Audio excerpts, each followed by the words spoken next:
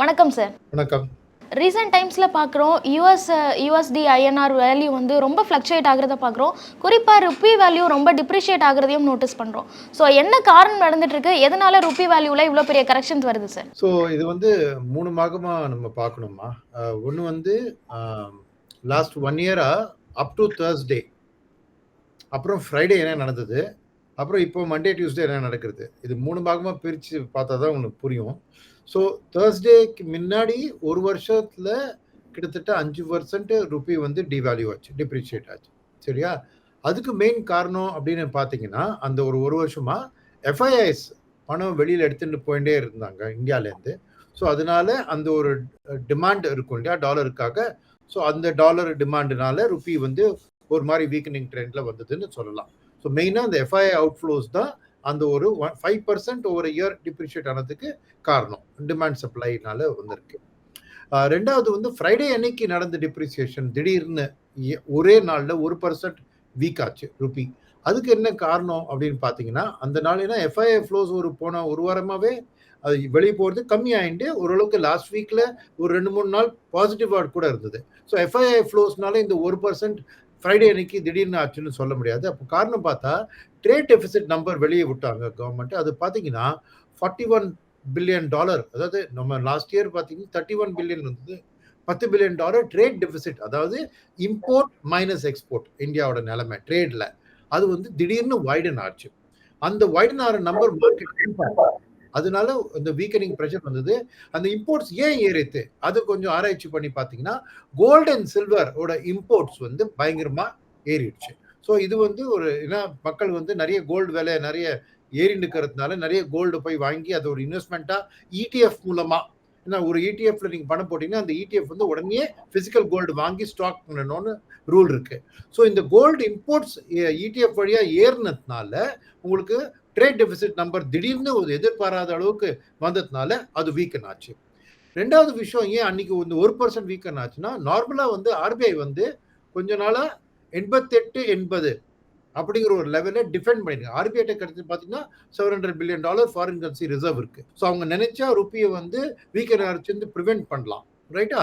But நார்மலா ஒரு கொஞ்சம் பீரியட் ஆஃப் டைம்ல பார்த்தீங்கன்னா ஃப்ரைடேக்கு முன்னாடி ஒரு 88-80 லெவல்ஸை டிஃபெண்ட் பண்ணியிருந்தாங்க. வாங்க எஃப்ஐஎஸ் கொடுக்கறதுலாம் இவங்க பணம் கொடுத்து ருப்பியை ரொம்ப 88-80 ஒரு லெவல் வச்சுருந்தாங்க. அன்னைக்கு என்ன பார்த்துட்டு 88-80 தாண்டி கூட ஆர்பிஐ வந்து டிஃபெண்ட் பண்ணல ருப்பியை. ஸோ ருப்பி வந்து அப்படியே ஆர்பிஐ டிஃபெண்ட் பண்ணலன்னு மார்க்கெட் ஆப்ரேட்டர்ஸ்க்கு தெரிஞ்ச உடனே வந்து அந்த ஒரு ஷார்ட் செல்லர்ஸ் இருப்பாங்களே அவங்க போட்டு தாக்கியிருந்தாங்க. ஸோ அது ஒரு ரெண்டாவது காரணம். மூணாவது, அன்னைக்கே வந்து ஆர்பிஐ கவர்னரோட பேட்டி நடந்தது. அந்த பேட்டியில வந்து கேட்டாங்க இந்த மாதிரி ருப்பியை வீக்கன் ஆகுதுன்னா அவர் என்ன சொல்லிட்டாருன்னா, அது பாருங்க நான் இந்த ருப்பியோட வந்து லெவலை நாங்க டார்கெட் பண்றது இல்ல. அதுக்கு முன்னாடி அவங்க ஆக்ஷன்ஸை பார்த்தா 88-80 டிஃபெண்ட் பண்ற மாதிரி இருந்தது. பட் திடீர்னு கவர்னர் என்ன சொன்னார்னா, நான் வந்து ருப்பியை வந்து நாங்க லெவல்ல டார்கெட் பண்றேன், நாங்க வந்து வாலட்டிலிட்டியை ப்ரிவென்ட் பண்ணி ஓவராலா இந்தியன் கரன்சியோட இது வந்து ஒரு பாஸ்கெட் ஆஃப் கரன்சியோட கம்பேர் பண்ணுவாங்க. ஸோ தேர்ட் விஷயம் என்னன்னா, அந்த பாஸ்கெட் ஆஃப் கரன்சிக்கு வந்து அந்த கரன்சி ரேட்டோட எப்படி கால்குலேட் பண்றாங்கன்னா, அதுக்கு பேரு REER, real effective exchange rate அப்படின்னு ஒரு கணிப்பாங்க ஆர்பிஐ. இது என்னென்ன பண்ணுவாங்கன்னா, நம்ம ஒரு நாட்டோடையும் இம்போர்ட் எக்ஸ்போர்ட் இருக்கு இல்லையா, அந்த எவ்வளவு இம்போர்ட் எக்ஸ்போர்ட் இருக்குன்னு பார்த்துட்டு அந்தந்த நாட்டோட ஒரு வெயிட்டேஜ் கொடுப்பாங்க ருப்பியோட பேலன்ஸ். வெறும் யூஎஸ்டி ஐஎன்ஆர் மட்டும் பார்க்க மாட்டாங்க. ஸோ ஜாப்பனீஸ் யென்னு, German Deutsche mark, euro, British pound, இந்த மாதிரி கரன்சி அதில் யூஎஸ் டாலரும் இருக்கு. அது ஈச் கரன்சி கண்ட்ரியோட 2 விஷயம் பார்ப்பாங்க. ஒன்று நம்மளோட ட்ரேட் பேலன்ஸ் என்ன.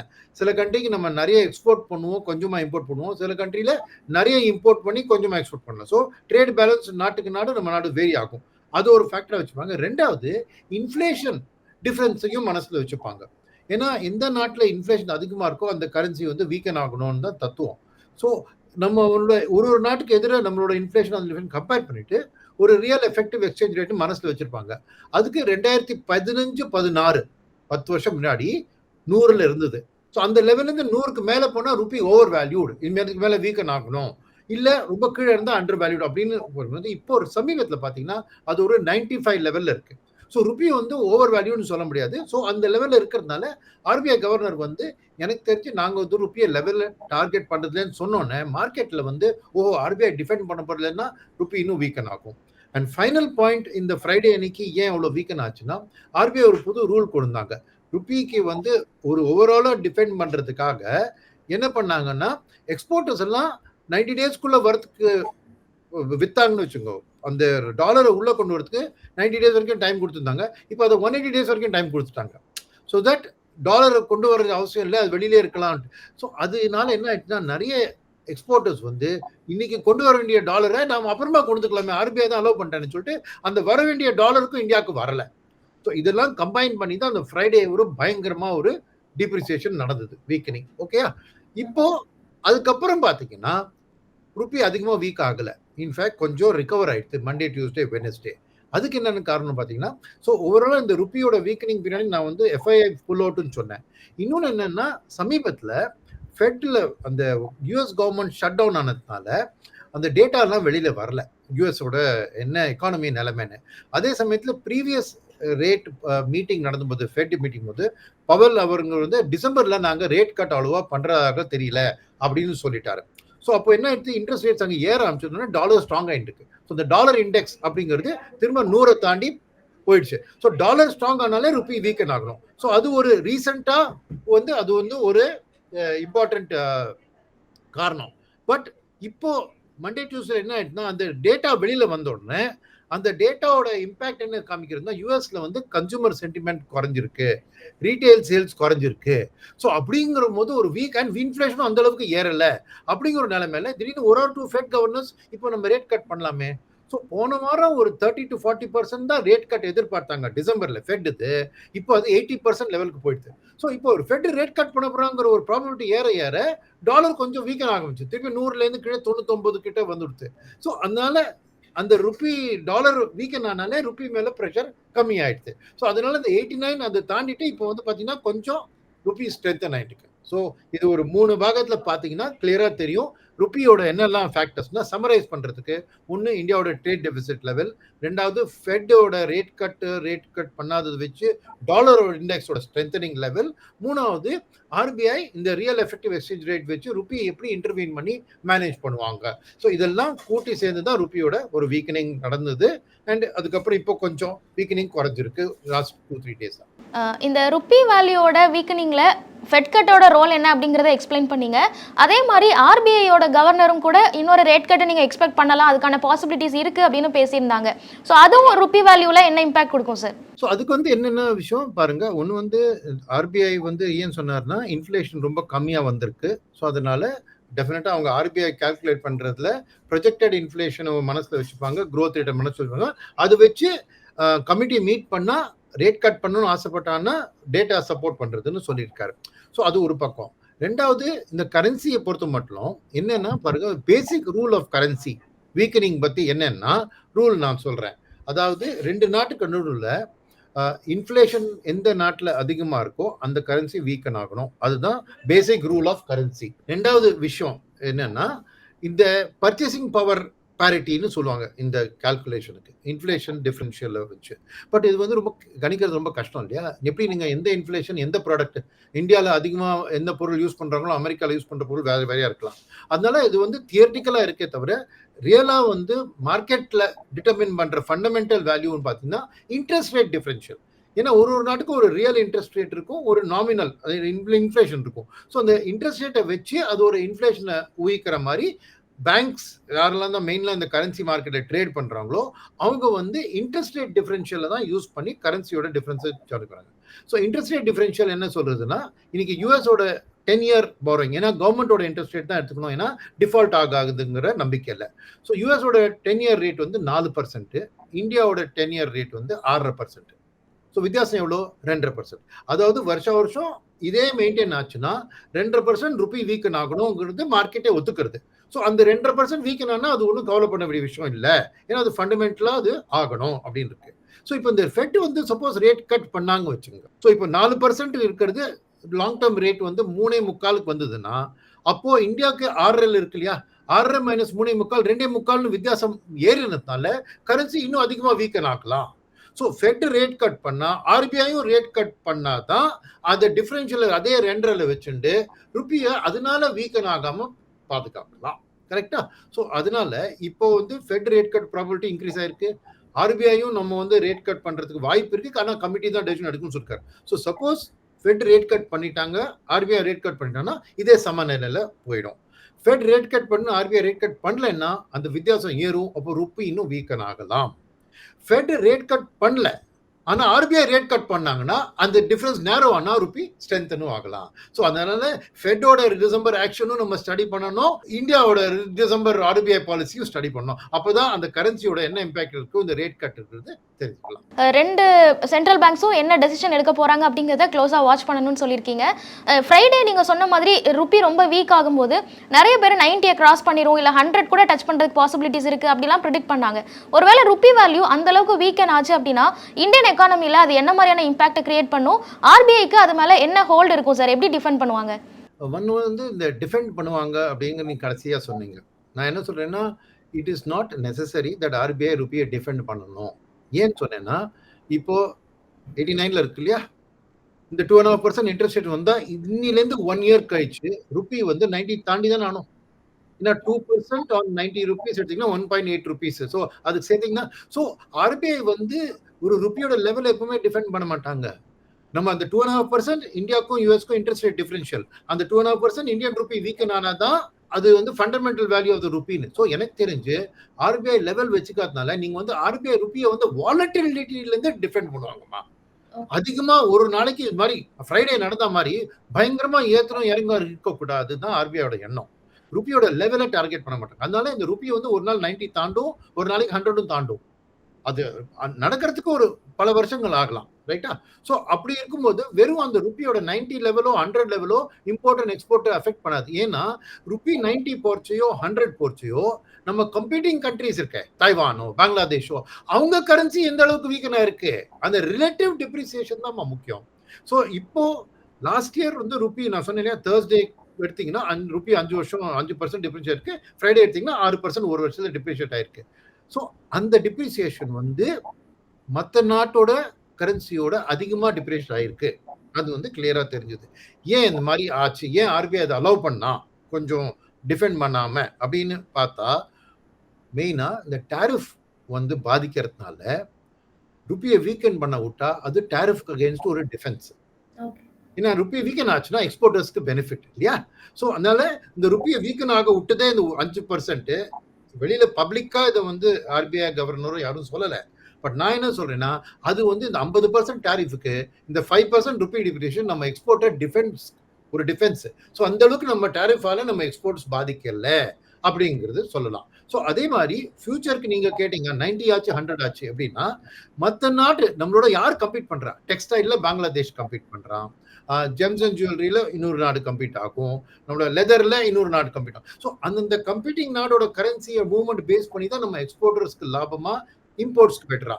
ஆனா ஓவராலா ஆஸ் அ கண்ட்ரி நம்ம வந்து ஒரு ட்ரேட் டெபிசிட் கண்ட்ரி. சொன்னேன் இல்லையா, $40 பில்லியன் ட்ரேட் டெபிசிட். அந்த $40 பில்லியன் ட்ரேட் டெபிசிட்னால என்னன்னா, இந்தியா வந்து இம்போர்ட் அதிகம், எக்ஸ்போர்ட் கம்மி. ஸோ ஓவராலா நம்மளுக்கு எந்த அளவுக்கு வீக்கன் ஆகுதோ அதை இம்போர்ட்ஸ்க்கு அதிகமா பாதிக்கும். ஸோ இம்போர்ட் என்ன மெயினா பண்றோம், ஆயில் பண்றோம், ரைட்டா? சில மெட்டல்ஸ் இம்போர்ட் பண்றோம். ஸோ இந்த இம்போர்ட்டட் இன்ஃப்ளேஷன், அதாவது வெளிநாட்டுல விலை ஏறுறதுனால நம்மளோட ஆயில் விலை ஏறுறது, gold for example, gold import பண்றோம். ஸோ என்ன ஆகும்னா, இதுல மெயினா உங்களுக்கு வந்து இந்த எந்தெல்லாம் செக்டர்ல இந்த இம்போர்ட்டட் ஆயிலோ அந்த ஆயில்ல இருந்து சம்பந்தப்பட்ட ரிலேட்டட் டெரிவேட்டிவ்ஸை யூஸ் பண்றாங்களோ அவங்களுக்கெல்லாம் காஸ்ட் ஏறும். So for example petrol cost ஏறினா எதுலலாம் petrol crude related products use பண்றாங்க, டயர்ஸ், ரப்பருக்கு இம்போர்ட்டட் க்ரூட் தேவை. அந்த மாதிரி கார் இண்டஸ்ட்ரி, யாரெல்லாம் பெயிண்ட் இண்டஸ்ட்ரி, இந்த இண்டஸ்ட்ரி எல்லாம் இம்போர்ட்டட் க்ரூட் தான் அவங்களோட பேசிஸ்.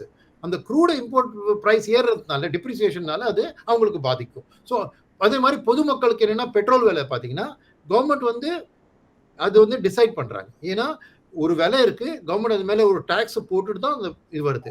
ஸோ கவர்மெண்ட் அந்த ஃபுல் விலையை கஸ்டமருக்கு பாஸ் ஆன் பண்ணுவாங்களா, இல்ல டாக்ஸை குறைச்சு அந்த பாதிப்பை கம்மி பண்ணுவாங்களா, அது கவர்மெண்ட் டெசிஷன். எலெக்ஷன் கிட்ட வந்தா அவங்க வந்து டாக்ஸை கம்மி பண்ணிட்டு பெட்ரோல் விலையை ஒரு மாதிரி எல்பிஜி கேஸ் பெட்ரோல் விலையை கண்ட்ரோல் வச்சுப்பாங்க. இல்லை அந்த நிலைன்னா ஸோ இதுக்கு யாருக்கு பாதிக்க போறோம்னா கவர்மெண்ட் வந்து இந்த பிரைஸ் அப்சார்ப் பண்ணான்னா இந்த ஆயில் மார்க்கெட்டிங் கம்பெனிஸ் இருக்காங்க இல்லையா, ஐஓசி, பிபிசிஎல், அவங்க அந்த லாஸ் அப்சார்ப் பண்ற மாதிரி வரும். ஸோ இம்போர்ட்ஸ் நம்ம ஜென்ரலா ஒரு ட்ரேட் டெபிசிட் கண்ட்ரியா இருக்கிறதுனால நம்மளுக்கு ஒரு வீக்கனிங் ரூபி வந்து நம்ம இம்போர்ட்ஸ் அதிகமா அஃபெக்ட் பண்ணும். ஸோ ஓவராலா அதனால தான் இந்த ரியல் எஃபெக்டிவ் எக்ஸ்சேஞ்ச் ரேட் வச்சு ஆர்பிஐ டிஃபெண்ட் பண்றதுக்கு முயற்சி பண்ணுவாங்க. பட் இந்த டேரிஃப்ங்கிற சூழ்நிலை வந்ததுனால ஆர்பிஐ கொஞ்சம் இந்த டிஃபென்ஸை கம்மி பண்ணிட்டாங்க. ஏன்னா எக்ஸ்போர்ட்டர்ஸ் சப்போர்ட் பண்றதுக்காக அந்த ருப்பி கொஞ்சம் வீக்கன் பண்ணா எக்ஸ்போர்ட்டர்ஸ்க்கு பெனிஃபிஷியல். இந்த ருப்பி வீக்கனிங்னால எக்கனாமிலையும் நம்ம இம்போர்ட் எக்ஸ்போர்ட்லையும் என்ன இம்பாக்ட் அப்படிங்கிறத பார்த்தோம். இன்னொரு பக்கம் ஷேர் மார்க்கெட்டில், ஸோ மார்க்கெட்டில் இது என்ன மாதிரியான இம்பாக்டை கொடுக்கும், குறிப்பாக எஃப்ஐஎஸோட பிஹேவியர்ஸை இதை எப்படி மாற்றும் சார்? ஸோ கரன்சி வந்து இப்போ வந்து ஒரு வருஷத்துல 6% வீக்கன் ஆயிடுது. ஸோ எஃப்ஐஎஸ் ஜென்ரலா வீக்கன் ஆக போறது தெரிந்த கண்ட்ரிலேருந்து பணம் வெளியில எடுப்பாங்க. ஸோ ஒருவேளை இந்த 1 இயர் பேக் எஃப்ஐஎஸ் பணம் எடுத்தது வந்து சொல்ல முடியாது. அவங்க எடுத்ததுனால ருப்பி வீக்கன் ஆயிருக்குன்னு சொல்லலாம், இல்ல அவங்க ருப்பி வீக்கன் ஆகணும் எதிர்பார்த்ததுனால பணத்தை எடுத்துட்டாங்கன்னு சொல்லலாம். ரைட்டா? இது வந்து ஆக்சுவல் ப்ரூஃப். இதுல எது முதல்ல வந்தது, சிக்கன் முதல்ல வந்ததா எக் முதல்ல வந்ததாங்கிற கேள்வி மாதிரி இது. பட் டெஃபினட்டா ஒரு weakening trend over and above the 2.5%. பாருங்க, இந்தியன் ருப்பி அமெரிக்கன் டாலருக்கு எதிர்த்து 2.5% பர் ஆனம் லாங் டேர்ம்ல டிப்ரிஷியேட் ஆகும். அது எஃப்ஐஎஸும் ஒத்துக்கிறாங்க, ஏன்னா ஃபண்டமெண்டல் லா அது. இப்போ 2க்கு மேல வீக்கன் ஆக போறது அடுத்த ஒரு வருஷத்துல அப்படின்னு ஒரு எதிர்பார்வை இருந்தா எஃப்ஐஎஸ் பணம் வெளில எடுத்துருவோம். ஆனா அந்த 2க்கு கம்மியா டிப்ரிஷியேட் ஆகியோ இல்ல அப்ரிஷியேட் ஆகுற மாதிரி ருப்பி இருந்தா எஃப்ஐஎஸ் நிறைய பணம் இந்தியாவில் போடுவாங்க. ஏன்னா அந்த கரன்சி ஸ்ட்ரென்தனிங்னால அவங்களுக்கு ப்ராஃபிட் கம்மியா வீக்கன் ஆச்சுனாலும் அவங்களுக்கு ஒரு மாதிரி நோஷனலா ஒரு ப்ராஃபிட் தான். ஸோ எனக்கு தெரிஞ்சு ஒரு விஷயம் பார்த்தீங்கன்னா, இப்போ 6% ஏற்கனவே ஒரு வருஷம் வீக்கன் ஆயிடுச்சுன்னா இன்னும் அடுத்த வருஷமும் இன்னொரு 6% எதிர்பார்க்க மாட்டாங்க. ஏன்னா அது ஒரு ஸ்ட்ராங்கா டிப்ரிஷியேஷன் ஆயிடுச்சு, இதுக்கு மேல கொஞ்சம் இம்ப்ரூவ் ஆகலான்னு ஒரு எதிர்பார்ப்பு இருக்கும். ஸோ எனக்கு தெரிஞ்சு இப்போ இந்த நடந்த டிப்ரிசியேஷன் அந்த அளவுக்கு எஃப்ஐஐ பாதிக்காது. இன்ஃபேக்ட் இனிமே கொஞ்சம் பாசிட்டிவா தான் இந்தியா பார்ப்பாங்க. ஏன்னா ஏற்கனவே ஒரு 6% வீக்கன் ஆயிடுச்சு ருப்பி, இதுக்கு மேல்பட்டு ஒரு 2%க்குள்ள ஆனா கூட அவங்களுக்கு வந்து லாபம் சிச்சுவேஷன் தான். ஸோ அது ஒன்று. பட் மோர் இம்பார்ட்டன்ட்லி எஃப்ஐஎஸ் வரதுக்கு இந்த கரன்சியோட ட்ரேட் டீல் வித் யூஎஸ். ஏன்னா ஒன்ஸ் ட்ரேட் டீல் வந்துட்டுனா அந்த ப்ரெஷர் இறங்கி ருப்பி வந்து அந்த அளவுக்கு வீக்கன் ஆகாது.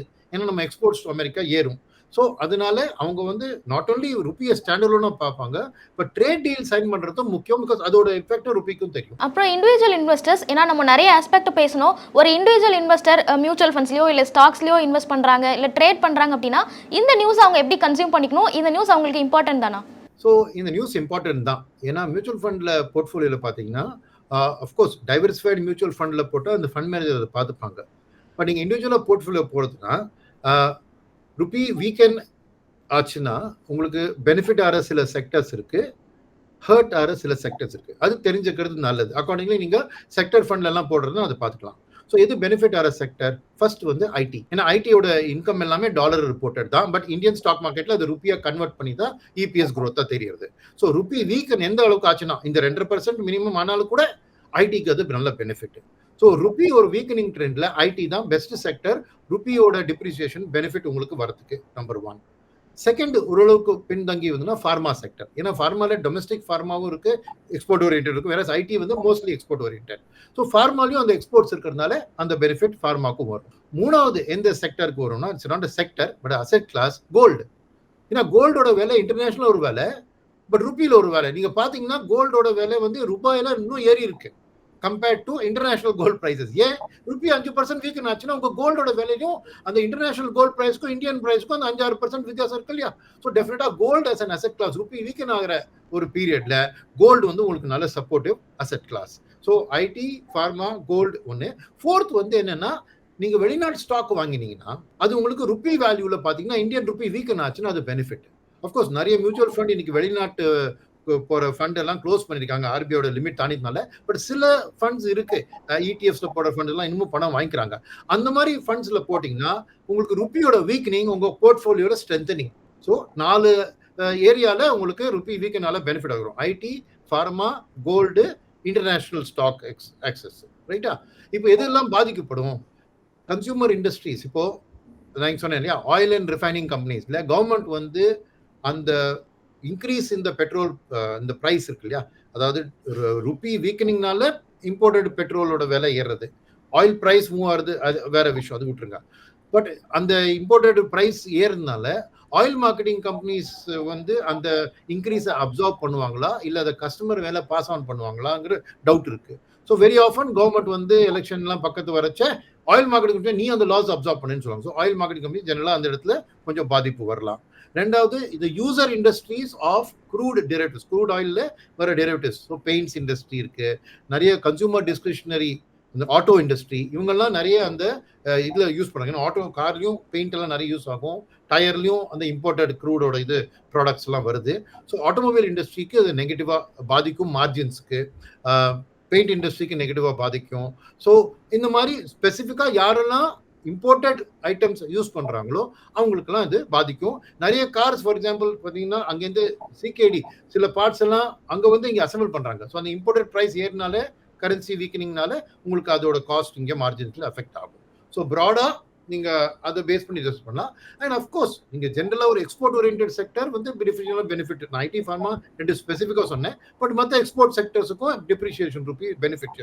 பட் எது இம்போர்ட் ரிலேட்டட் செக்டர்ஸுக்கெல்லாம் இது வந்து ஹர்ட் ஆகும். ஸோ இப்படி ஒரு ப்ராடாக ஒரு அண்டர்ஸ்டாண்டிங் நீங்கள் மனசில் வச்சுக்கலாம். அண்ட் உங்கள் லெவலில் ஈக்விட்டி போர்ட்ஃபோலியோக்குள்ள ஃபண்ட் மேனேஜர் தான் அதை சூஸ் பண்ண போகிறாங்க. பட் நீங்கள் கோல்டோட அலோகேஷனும் இன்டர்நேஷனல் ஸ்டாக்கோட அலோகேஷனும் கொஞ்சம் வேணா ஏற்றிக்கலாம் இன்னும் ருப்பி வீக்கன் ஆகிற சினாரியோவில். இந்த ருப்பி வீக்கனிங் வந்து எல்லாருக்குமே ரொம்ப பயமுறுத்துற மாதிரியான ஒரு நியூஸாக இருந்தது. ஸோ அதை எப்படி புரிஞ்சுக்கணும், அதை மனசில் வச்சுட்டு எப்படி மார்க்கெட்டை அப்ரோச் பண்ணணும் அப்படின்னு ரொம்ப டீட்டெயிலாக எக்ஸ்பிளைன் பண்ணியிருக்கீங்க. Thank you so much sir. நன்றி. மேலும் ஈடி தமிழ் சேனல்ல வரப்போகும் பிசினஸ் மற்றும் அது ரிலேட்டடான வீடியோவை பார்க்க உடனே கீழே இருக்க சப்ஸ்கிரைப் பட்டனை கிளிக் பண்ணுங்க.